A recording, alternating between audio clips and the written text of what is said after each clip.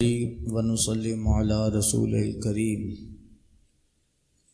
अम्मा बाद फ़अऊज़ु बिल्लाहि मिनश शैतानिर रजीम। बिस्मिल्लाहिर रहमानिर रहीम। अन अबी हुरैरा क़ाल क़ाल रसूलुल्लाह सल्लल्लाहु अलैहि वसल्लम यतक़ारबु ज़मान व यक़बज़ुल इल्म व तुज़हरुल फ़ितन व युल्क़श शुह व यकथुरुल हर्ज। क़ालू व मल हर्ज क़ाल अल क़त्ल। मुत्तफ़क़ अलैह। हज़रत अबू हुरैरा रज़ी अल्लाह तआला अन्हु से रिवायत है, मरवी है, फरमाते हैं आका करीम अलैहिस्सलातु तस्लीम ने इरशाद फरमाया, कुर्ब क़यामत ज़माना सिमट दिया जाएगा, इल्म उठ जाएगा, फितनों का ज़ुहूर होगा, लोगों के दिलों में बखीली डाल दी जाएगी और हर्ज ज़्यादा हो जाएगा। सहाबा अर्ज़ कहते या रसूल अल्लाह हर्ज क्या चीज़ है? फरमाया कत्ल, खूनरेज़ी, फसाद।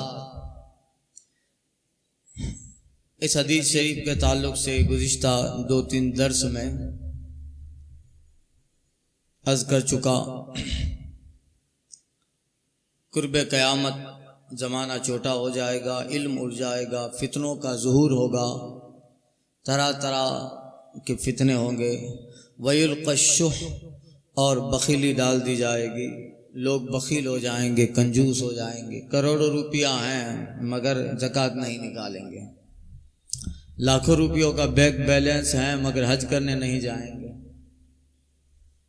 हमेशा इसी फिक्र में रहेंगे कि ये मकान ले लें तब हज करेंगे, यहाँ बेटे को बना दें तब हज करेंगे, ये हो जावे तब हज करने जाएंगे। करोड़ों की संपत्ति के पूंजीपति होंगे, मालिक होंगे, मगर हज नहीं करेंगे। दुनिया में देना होगा, बेटी बेटे की शादी में करोड़ों खर्च करेंगे, मगर जब रमज़ान में ज़कात देने की बारी आएगी तो एक 5,000 रुपया भी 15 फ़कीरों के अंदर तकसीम करेंगे, और वो भी इसलिए कि मेरा नाम हो, इल्ला माशाअल्लाह। कुर्ब क़यामत लोग कंजूस हो जाएंगे, बखील हो जाएंगे। यहाँ बुखल से हर तरह की बखीली मुराद है। उलमा इल्म में कंजूस हो जाएंगे, इल्म पढ़ाएंगे नहीं। बादशाह इंसाफ के अंदर कंजूस हो जाएंगे, सरमायादार मालो दौलत में कंजूस हो जाएंगे। फुकरा, जो फकीर अपने आप को कहता है, वो कनाअत में कंजूस हो जाएगा। इसका विस्तार और क्षेत्रफल बहुत बड़ा है। हम जिसे अपने एतबार से कंजूस माल में समझते हैं, हर एतबार से आदमी कंजूस होता है। कभी कभी आलिम इल्म में भी कंजूस होता है, फ़कीर क़नाअत में कंजूस होता है, बादशाह देने में और अदल इंसाफ में कंजूस होता है। यानी जो जिसका मनसब है उस मनसब में बुखल करेगा, बखीली से पेश आएगा, कंजूस हो जाएगा। तो ये सब मुराद है। उलमा कंजूस हो जाएंगे इल्म फैलाने में, कहीं 50,000 नजराना लेंगे तब मुहर्रम का बयान करेंगे। पहले हमारे अकाउंट में 50,000 डालो तब हम मुहर्रम शरीफ का बयान करने आएंगे। और अभी तो पता नहीं, मैं उलमा पे तंज नहीं कर रहा, मैं खुद जमानों से मुहर्रम शरीफ का बयान कर रहा हूं। मगर वो दौर आ रहा है। अब कवालियों में तो फोटो छपते थे, कवाल जलसा है कवाली का, रात भर कवाली नो मुकाबलो, पता नहीं कैसा मुकाबला करते हैं। और कव्वालन का भी फोटो लगाया है, कव्वाल का भी एक पर्चा बना, उसमें नीचे कव्वालों का फोटो था, ऊपर जो तकरीर में मुकर्रिर थे, मुकर्रिर का भी फोटो लगाया। अब पता नहीं अब क्या क्या निकलने वाला है। और कई ऐसा मुहर्रम शरीफ के बयानात हम लोग चूंकि शहर में अक्सर जगह होते हैं और लोग हमारे पास आके कहते हैं कि कोई अच्छा खतीब हो तो हम अच्छे खुतबा, एक हदीस पाक में है, मफहूम हदीस है, आखिरी ज़माने में खतीब होंगे, फ़कीह नहीं होंगे। फुकहा नहीं रहेंगे, फकी नहीं होंगे, लच्छेदार तकरीरें होंगी, जोरदार बयान करता होगा, मगर फकी नहीं रहेंगे। असली इल्म फिक्ह जिसे कहते हैं वो न रहेगा। और इससे मुराद वही लोग हैं जो इज्जत में आते हैं। बाकी जो खुतबा हैं और अच्छे हैं, पाबंद शराबी हैं, जिनका मकसद सिर्फ दीन की तबलीग है, सिर्फ अहले सुन्नत वल जमात के का मिशन आगे बढ़ाना, मसलक के आला हजरत की तहरीक को, वो सब इस दायरे में नहीं है। वो अपनी जगह पर बेहतर हैं, अच्छे हैं और इनका वजूद ही बरकत है। इसमें वो आएंगे जो इल्म में बखील, वयुल्क़ा शुह, और बखीली डाल दी जाएगी। जो जिस नहज पर है उस एतबार से वो बखील हो जाएगा। बगैर पैसा लिए हुनर नहीं सिखाया जाएगा, बगैर पैसा लिए हुनर नहीं सिखाया जाएगा, बगैर मुआवजा दिए तालीम नहीं दी जाएगी। एक फीस अब मिस कर देते हैं बच्चे की, दूसरे दिन स्कूल से मैसेज आ जाता है अगर आइंदा फी में आपकी ताखीर हुई तो आपका बच्चा का खारजा हो जाएगा। ये इल्म नहीं है, ये तो हम बिजनेस कर रहे हैं। क्या कर रहे हैं? बिजनेस कर रहे हैं। हम पैसा देते हैं, वो बच्चों को तालीम देते हैं। असलियत इल्म तो वो होता है जो मुस्तफा जाने रहमत ने फरमाया कि जिसका मकसद सिर्फ और सिर्फ अल्लाह की रजा हो, अल्लाह की। अब ये भले इल्म तालीम है, स्कूलों की बात कर रहा हूं, मदारिस तो आज भी अल्हम्दुलिल्लाह फ्री हैं, मदरसे तो फ्री हैं आज, दारुल में कोई फी लेता है? इसीलिए इसकी कदर नहीं है। मैं अक्सर इस पे कहता हूं कि मदरसों में भी फी लगाओ, उसमें भी फीस होनी चाहिए, क्योंकि फ्री है इसलिए इसकी कदर नहीं है। और वहां स्कूलों में फीस तो लेते ही हैं, अगली खारजी चीजें हैं वो भी आपको, कपड़ा भी आपको उसी दुकान से लेना है, बच्चे का स्कूल यूनिफॉर्म जहां हम कहेंगे, है कि नहीं? बताइए तो क्या है? This business. आप पैसा तो वो तालीम देंगे और उसमें आपसे बहुत ज्यादा मुआवजा ज्यादा ले लेते हैं। तो ये भी इस हदीस में शामिल है कि आखिरी जमाने में हुनर और इल्म बगैर मुआवजे के नहीं सिखाया जाए, बगैर मुआवजे के वो नहीं सिखाया जाएगा। वयुल्क़ा शुह, लोगों के दिलों में जो जिस मनसब का मालिक है उसके दिल में उसके ताल्लुक से बुखल होगा। उलमा इल्म सिखाने में बखीली करेंगे, हुनरमंद हुनर सिखाने में बखीली करेगा। फकीर को तो कनात पसंद होना चाहिए, फकीरों के दिल से सब्र और कनात निकल जाएगा, बादशाहों के दिल से अदल व इंसाफ निकल जाएगा, यानी इन सब में बुखल आ जाएगा। जमाना सिर्फ रियाकारी का आएगा, सिर्फ रियाकारी का। यहां तक के अगर तन्हाई में आप किसी मालदार से पैसा लेने, ज़कात सदका या किसी मस्जिद मदरसे के लेने के लिए जाओ, तन्हाई में आपको नहीं देगा, मगर 10 लोगों की मजलिस में ऐलान होगा तो 50,000 लिखा देगा। इसलिए कि 10 लोग, ये मेरा तजर्बा है। हम लोग रमजान में सब मदरसे अभी नहीं है, बाकी इदारे के लिए कहाँ कहाँ हम लोग जाते थे चंदा लेने के लिए। तजर्बा है, 10 लोगों की मजलिस होगी, सबने लिखा है तो इन्होंने भी, फिर भले मदरसे वाला धक्का खाता रहे, मगर तनाई में यानी आदमी रियाकार हो जाएगा, कनात पसंद न रहेगा और खुलूस लिल्लाहियत न रहेगी। अपने एतबार इन सारी चीजों में बुखल आ जाएगा, कंजूसी आ जाएगी। उस वक्त देंगे जब मस्जिद के बाहर हमारे नाम की तख्ती लगनी चाहिए। हमने दारुल में फुला कमरा बना दिया, हमारे नाम का कमरा होना चाहिए, हमारा नाम, यानी ये सारी चीजें हैं। तो इस एक जुमले में सारी चीजें आ गई। वयुल्क़ा शुह, और बुखल डाल दिया जाए। डाल दिया जाएगा। वक्तुल हर्ज, और आका कहते हैं और हर्ज क़यामत के करीब ज़्यादा हो जाएगा। सहाबा कहते हैं बमल हर्ज या रसूल अल्लाह, हुजूर ये हर्ज क्या है? आका कहते हैं होवल कत्ल, और ये हर्ज खून है, कत्ल है। क़यामत के करीब कत्ल ज़्यादा हो जाएगा, यानी इस कदर एक दूसरे को मारेंगे, कत्ल होता रहेगा। रोज़ाना कत्ल की वारदात, एक मुखालिफ मार देगा वो तो होगा, अपने ही अपनों में कत्ल करेंगे, भाई भाई को कत्ल करेगा। और अभी कुछ सालों पहले वाकया हुआ था, एक बाप ने अपने तीनों बेटों को कत्ल कर दिया। कत्ल ज्यादा हो जाएगा।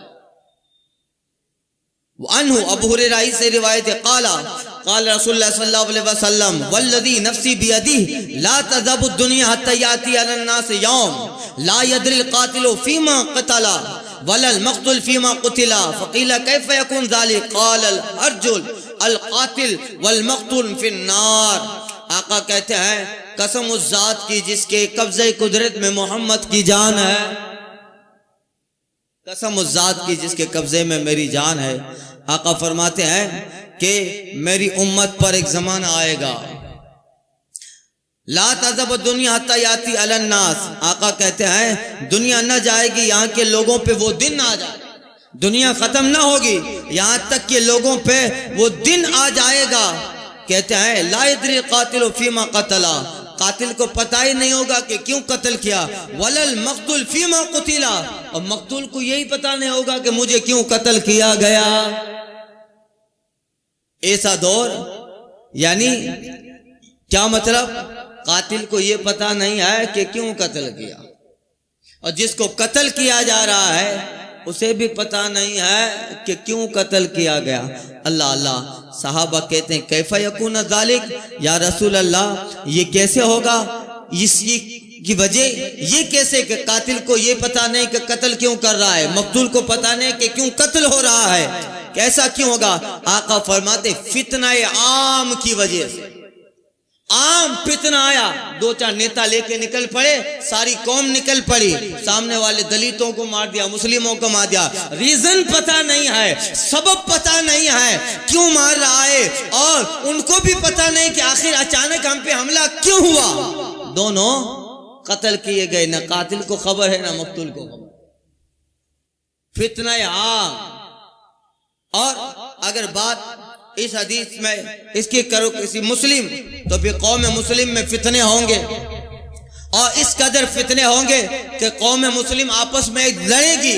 दोनों तरफ से मुसलमान है, मगर कोई ऐसा इश्यू बन जाए, कोई ऐसा जो है मसला बन जाएगा, एक आम फितना होगा, उसकी डिटेल किसी को पता ना होगी, सही तौर पे चंद बातें होंगी, गहराई और डिटेल किसी को पता ना होगी, और पूरी कौम भीड़ पड़ेगी, एक दूसरे को कत्ल करेगी।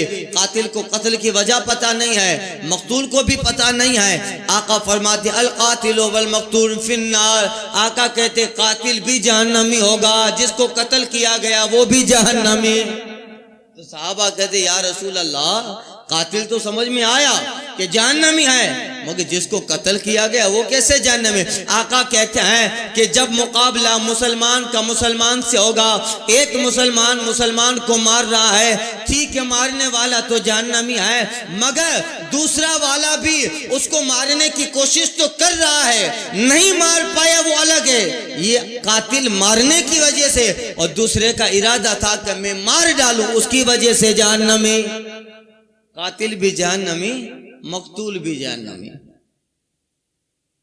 अब दोनों में से एक तो जीतेगा, दूसरे का मरना है, मगर जो मरा वो भी तो तलवार चलाया था उस पे। ये और बात है कि सामने वाला ताकतवर था तो गालिब आ गया। अल कातिल वल मक़तूल फिन्नार, कातिल और मक़तूल दोनों जहन्नम। वो मुसलमान को मारने के इरादे की वजह से जहन्नम। अन मुअक्क़ल इब्न यसार क़ाल क़ाल रसूलुल्लाह सल्लल्लाहु अलैहि वसल्लम अल इबादतु फिल हज का हिजरतिन इलैया। हजरत मुअक्क़ल बिन यसार या हजरत मुअक्क़िल, दोनों लफ्ज़ है, मुअक्क़ल और मुअक्क़िल बिन यसार। रज़ी अल्लाह ताला अन्हु से रिवायत है, आका फरमाता है कि हर्ज में इबादत, फितना के जमाने में इबादत करना ये ऐसा है जैसे मेरी तरफ किसी बंदे का हिजरत करना।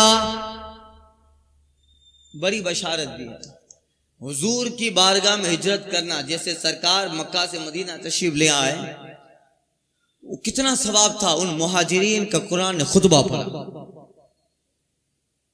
जिन्होंने माल असबाब सारी चीजें मक्का में छोड़ी। मेरे आका जब मदीना जलवा बार हो गए, अब सारी चीजें मक्का में छोड़ के सहाबा मदीना हिजरत कर गए। कुछ लोग हबशा गए थे, इथोपिया, उस्मान गनी, हजरत जाफर बिन अबू तालिब इथोपिया गए थे, हिजरत की। अब उन हिजरत मुहाजिरीन हिजरत करने वालों का इतना बड़ा मकाम है कि कुरान ने बारहा उनकी तारीफ की है। बहुत बड़े लोग हैं वो मुहाजिरीन, और सरकार सल्लल्लाहु अलैहि वसल्लम तो मोहब्बत फरमाते थे मुहाजिरीन से। उन सब से अल्लाह ताला ने जन्नत का वादा कर लिया।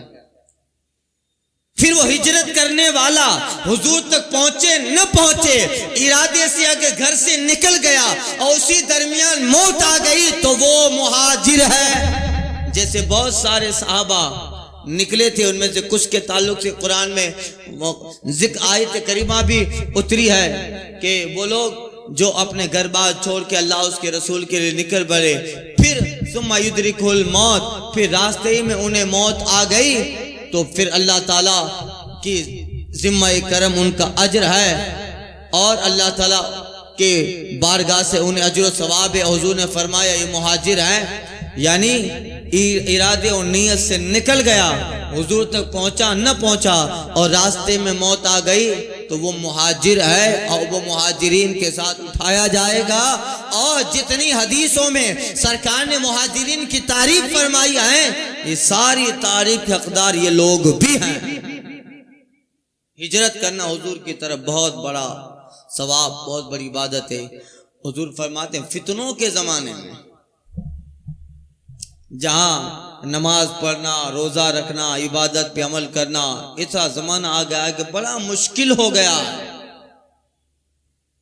और उस वक्त इबादतों में लगे रहना कितनी बड़ी फजीलत है। आका कहते हैं वो ऐसा ही है जैसे मेरी तरफ हिजरत करने वाला।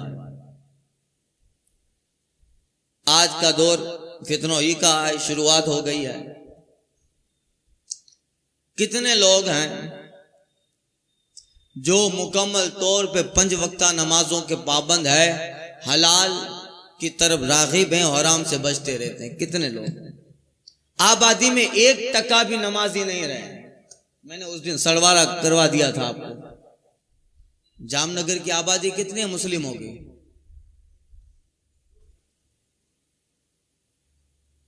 जामनगर मुस्लिम पॉपुलेशन कितना है आज साहब? हाँ, चलो दो, पूरा शहर आ गया। सिक्का, सलाया, खंबाड़िया, वाड़ीनार, बराना, चलो शहर ही ले लो, शहर ले लो, 2 से 2.5 लाख शहर में ये पूरा आ गया। बेड़ी पोर्ट ये भी कॉरपोरेशन में आ गया ना भाई। 2 लाख ले लो, चलो ज्यादा से ज्यादा मैक्सिमम 2 लाख का 1% कितना हुआ सिकंदर? 2000। अब आप जरा हिसाब लगाइए, मस्जिद के अंदर एक मस्जिद के अंदर 100 से ज्यादा आदमी नमाजी नहीं होते हैं? नहीं होते हैं। हमारे यहाँ ईशा की नमाज की बात अलग है, 10 में लोग आते हैं। अब आप एक मस्जिद में 100 से ज्यादा नमाजी नहीं होते हैं, और यहाँ की मस्जिद, हमारे यहाँ तो चूंकि इतनी बड़ी आबादी है, 2-3 मस्जिदें ही हैं, और 2-3 मस्जिदें हैं, और शहर में चूंकि ज्यादा मस्जिद हैं, बाकी देहात गांव में चले जाओ उस तरफ तो एक आबादी में एक मस्जिद है, एक आबादी में एक मस्जिद है। जैसे कंसुमरा है, मसीथिया है, अच्छी आबादी है मगर एक मस्जिद है। इसी तरह बेड़ी है, एक मस्जिद है, और धरानगर का इलाका एक मस्जिद है। शहर में ज्यादा मस्जिद है। अगर आप सबका मिलाएंगे तो बताइए हर नमाज में 2000 आदमी हो जाएंगे? नहीं होते, मुश्किल से अगर हो भी जाए, यानी किस कदर लोगों के अंदर सुस्ती और गफलत है, किस कदर लोगों के अंदर दुनिया परस्ती और दुनिया के सारे काम काज की रगबत आ गई है कि दीन पे अमल करना आज के दौर में मुश्किल है, आज के दौर में कठिन हो गया। ऐसे वक्त के अंदर जब बंदे के पास हजारों काम हो, हजारों उसके असबाब उसको दावत दे रहे हो, और इन सारे कामों के अंदर बंदा वक्त पे आके अल्लाह की इबादत करता है, हुजूर कहते हैं ऐसा ही है जैसे उसने मेरी तरफ हिजरत की, वो मुहाजिर है, वो मुहाजिर है। अल्लाह अल्लाह, ये बहुत बड़ी बशारत है। जमाना जैसा खतरनाक होगा उसमें इबादतें का सवाब बढ़ता जाएगा। तकलीफ पे अंदर इबादत एक ही है, नमाज नॉर्मल हालत में पढ़ो सवाब मिलेगा, मगर जब तलवार ऊपर हो और नमाज पढ़ो तो फिर उसका सवाब अलग है, उसका सवाब अलग है। अभी सवाब मिलेगा उस एतबार से, मगर जब हर तरफ रोके जा रहे हो और नमाज पढ़ो तो फिर उसका सवाब अलग है। तो वो इस हदीस में आएगा कि वो मुहाजिर की तरह। इसलिए आसानियों के ज़माने में नमाज पढ़ लेनी चाहिए। बुजुर्गों ने कहा है जो हालात अच्छे हों और नमाज ना पढ़ते हों, जो हालात अच्छे हों और रोज़ाना रखते हों, हालात अच्छे हों और इबादत की तरफ ना आए, अल्लाह ताला ऐसा दौर ले आएगा, हालात खतरनाक होंगे, फिर चाहते हुए भी नमाज नहीं पढ़ पाएंगे। जैसे बर्मा, फिलिस्तीन, शाम आज हमारे सामने है। अच्छे हालात में उन्होंने मस्जिदों को वीरान कर दिया, बेहतर हालात के अंदर उनके अंदर इबादत गाहें वीरान होती चली गई। जब हालात उसके मुआफिक थे, ताइद में थे, तो वो आए नहीं। अब अल्लाह ऐसे हालात ले आया है, अब चाहते हुए भी मस्जिद में नहीं आ पाते हैं, चाहते हुए भी नमाज नहीं पढ़ पाते हैं, चाहते हुए भी हिजाब नहीं पहन पाते हैं, चाहते हुए भी टोपी पहन के बाहर नहीं निकल पाते हैं। फिलिस्तीन, बर्मा की मिसालें हमारे सामने। इसलिए अच्छे हालात के अंदर इबादत करनी चाहिए, वरना जब हालात खराब होंगे बंदा चाहते हुए भी नहीं कर पाएगा।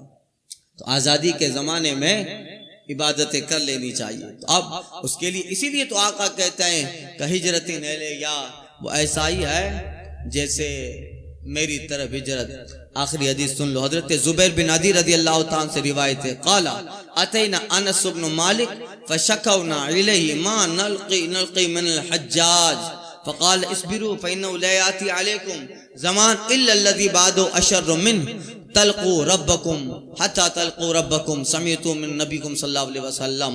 हजरत जुबैर बिन अदी रज़ी अल्लाह तआला अन्हों से रिवायत है, ये ताबई हैं और हमदान के रहने वाले थे, मकाम रे के काजी रहे, और हज़रत सुफियान सूरी वगैरह से उन्होंने बहुत सारी रिवायत की है। हज्जाज बिन यूसुफ ये अब्दुल मलिक बिन मरवान की तरफ से मदीने का हाकिम था। अब्दुल मलिक मरवान बिन हकम, अब्दुल मलिक बिन मरवान बिन हकम का लड़का अब्दुल मलिक बिन मरवान की तरफ से ये मदीने का हाकिम रहा और बड़ा जालिम बादशाह था। 1,30,000 मुसलमानों को सिर्फ बांध कर कत्ल कर दिया था। 1,30,000 मुसलमानों को जंगों में जो मरे वो अलग है, और उनमें से 10,000 से ज्यादा सहाबा को कत्ल किया है। इतना खतरनाक बादशाह था हज्जाज बिन यूसुफ। 1,30,000 मुसलमान, उनमें से 10,000 सहाबा, और दूसरे अलग जो जंगों में। तो कहते हैं, जुबैर बिन अदी रिवायत करते हैं कि हम लोग हजरत अनस बिन मालिक के पास आए, कि हजरत अनस के पास आए तो हमने उनसे शिकायत की जो हमें तकलीफ हज्जाज बिन यूसुफ की तरफ से पहुंची थी कि हुजूर, अनस बिन मालिक तो हुजूर के करीब रहे हैं, बचपना सरकार के पास गुजारा और सरकार के बहुत करीब थे और उन्हें बहुत सारी चीजें पता है। हजरत जुबैर बिन अदी कहते हैं, हम अनस बिन मालिक के पास आए और हमने शिकायत की उन तकलीफों की, मा नल्क़ी मिन हज्जाज, जो हमें हज्जाज बिन यूसुफ से पहुंची थी। हुजूर देखिए कितना जालिम है, और रोजाना हजार लोगों को कत्ल कर देता है, कभी 200, कभी 500, कभी 1000, और सहाबा ताबईन को कोई फिक्र नहीं करता है, हाथ बांध के गर्दन उड़वा देता है। हुजूर कुछ कीजिए, तकलीफों की शिकायत की। तो हजरत अनस बिन मालिक कहते, इस्बिरू, ऐ सहाबा सब्र करो, सब्र करो। क्यों? ला याती अलैकुम ज़मान, इसलिए कि बाद में जो आने वाला वक्त है अशर मिन्हु, आज से ज्यादा खतरनाक है। कि बाद में जो जमाना आएगा उसके मुकाबले में ये जमाना तो बड़ा आसान मालूम होगा। ला याती अलैकुम ज़मान इल्लल्लज़ी बादहु अशर्रु मिन, सब्र करो इसलिए कि अब के बाद जो वक्त आने वाला है वो आज से भी खतर और खतरनाक जमाना आएगा। हत्ता तुल्क़ु रब्बकुम, यहाँ तक कि तुम लोग अपने रब से मुलाकात कर लोगे।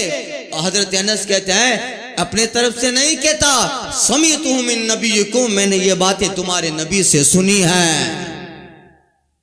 दौर खतरनाक आने वाला है। अब वो तो जो है कत्ल करवा, अब जाहिर बात है बाद में जो हालात बिगड़े बने वो सब सामने है, तारीख में भरे पड़े हैं। तो ये इसलिए ये हदीस लाई गई कि हज्जाज बिन यूसुफ का दौर भी एक बहुत बड़ा फितना था। अगरचे वहाँ बहुत सारे सहाबा थे और उन्होंने लोगों के ईमान और अकीदे की फिक्र की बचाया, और इन सहाबा और ताबई जरी होकर हज्जाज बिन यूसुफ के सामने जाकर कलमा तो एलाए कलिमतुल हक करते भी थे। और हजरत सईद बिन मुसय्यब जो ताबई में बड़ा मकाम रखते हैं, उनको बहुत सारे लोगों को हज्जाज बिन यूसुफ ने कत्ल भी करवाया, शहीद कर दिया। मगर वो जमाना ऐसा आ गया था कि रोजाना 100-200 आदमी मर जाते, सुबह खबर मिलती है। हज्जाज और उसके दरबारियों के लिए कोई बड़ी बात नहीं थी, मर गए तो मर गए, अब क्या होगा। लोग डरते थे मगर हज्जाज के दिल में कुछ न था, और इसी तरह चलता रहा। तो एक दिन सहाबा जमा हुए, ताबई जमा हुए, अनस बिन मालिक से कहते हैं, हजरत अनस कहते हैं इसकी फिक्र न करो, इस बिरू, बस जैसा हो रहा है सब्र करो, आगे तो इससे खतरनाक दौर आने वाला है।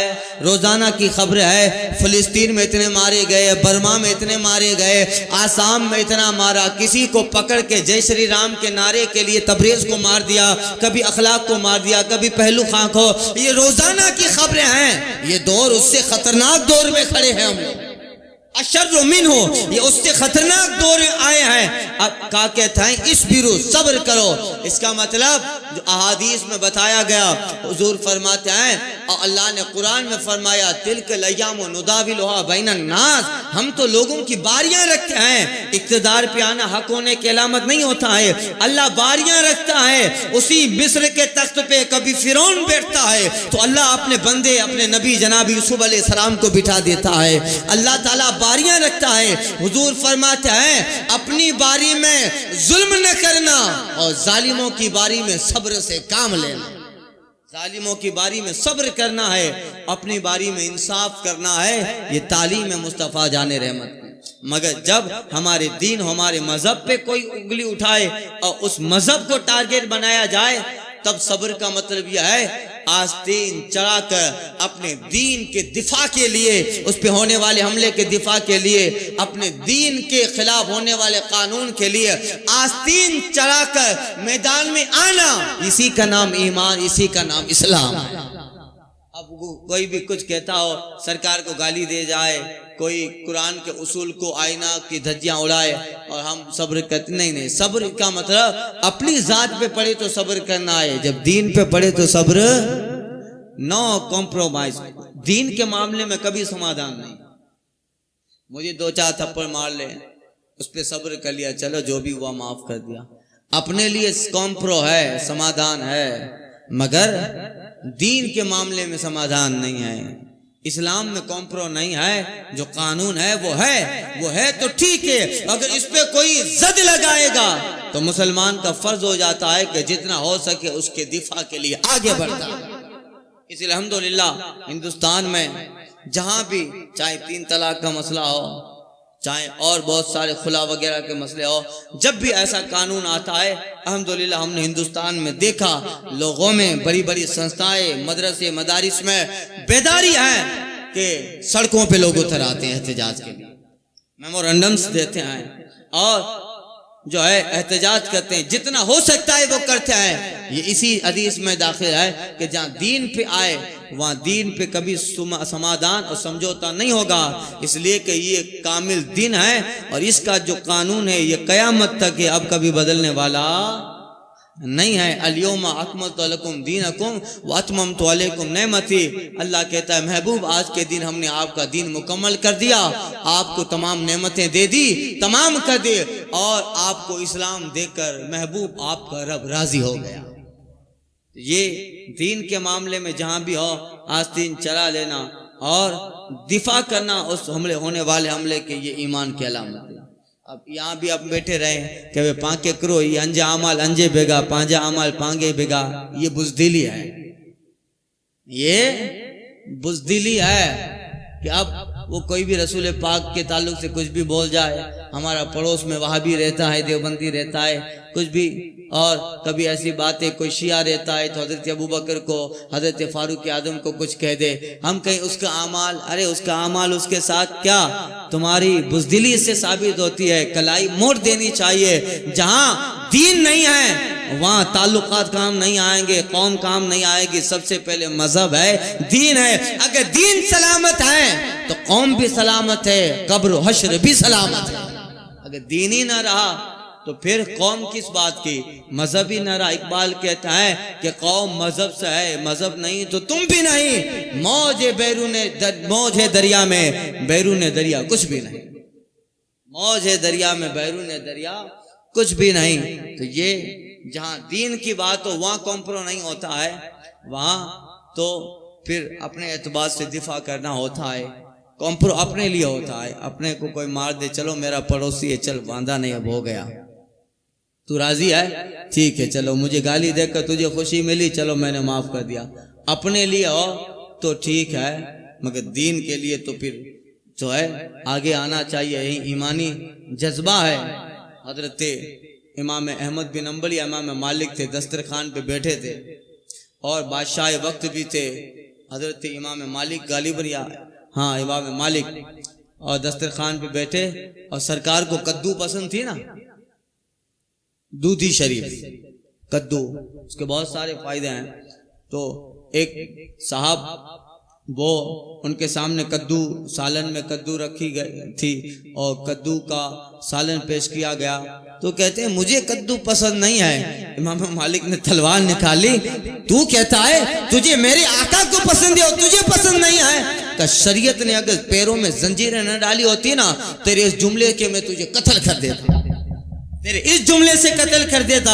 मेरे आका को पसंद है और तुझे पसंद नहीं है, शरीयत ने रोका है, वरना तेरे इस जुमले पे तेरे गर्दन उड़ा देता।